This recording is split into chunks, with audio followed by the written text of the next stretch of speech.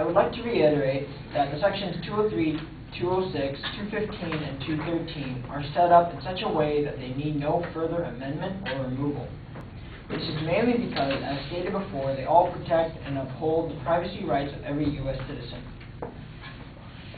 Now, contrary to Alex Wong's statement that because of Section 203, the U.S. government is allowed to share any electronic, wire, or oral interception information amongst its departments, Josh and I have given clear facts to the contrary. Again, as stated by Viet Dinh, the USA Patriot Act does not permit or require the sharing of all or even most grand jury or criminal investigative information. Additionally, there are many protections that have been put in place in order to ensure that there is no invasion of privacy. For these reasons, it is unreasonable to amend this section. In Section 206, the affirmative is incorrect in assuming that the Patriot Act allows for innocent people to be tapped and for criminals to be tapped for the wrong purposes. Before, I referenced Rosenzweig, who reminds us that no interception may be authorized unless there is a reasonable cause to believe the target is a foreign power or agent of a foreign power, and that a minimization requirement mandates the termination of surveillance upon the determination that an intercepted conversation is innocent. I did not say that there were no innocent people who were accused. I said that there is a law, basically, if they can prove that the people they're listening to are innocent, that all wiretapping must stop.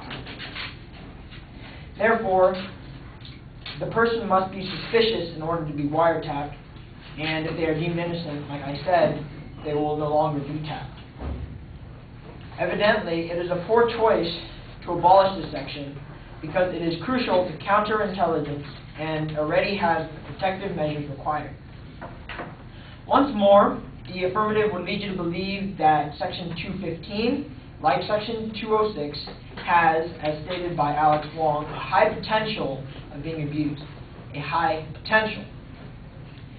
This action of accessing records has been done, as stated before, for years through grand jury subpoenas.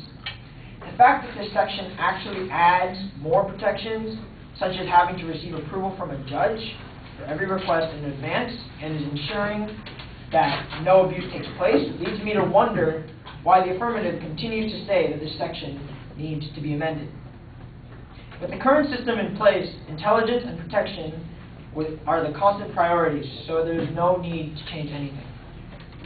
When addressing Section 213, the opposition draws a direct comparison between regular warrants versus sneak and peek warrants. Need I mention that such preemptive searches have been standard law enforcement practice for years. Like I mentioned, these warrants require judge approval and are critical to preemptive investigations. As my partner and I have also stated, these warrants have always existed and are necessary for preemptive investigations.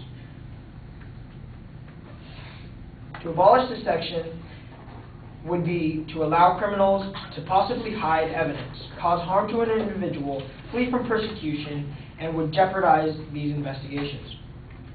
If we truly want to protect our country from terrorists, then we need these intelligence measures of information sharing, roving wiretaps, access to records, and sneak and peek warrants. Or we could let criminals cause terror and chaos in our country instead of protecting our citizens. Your choice.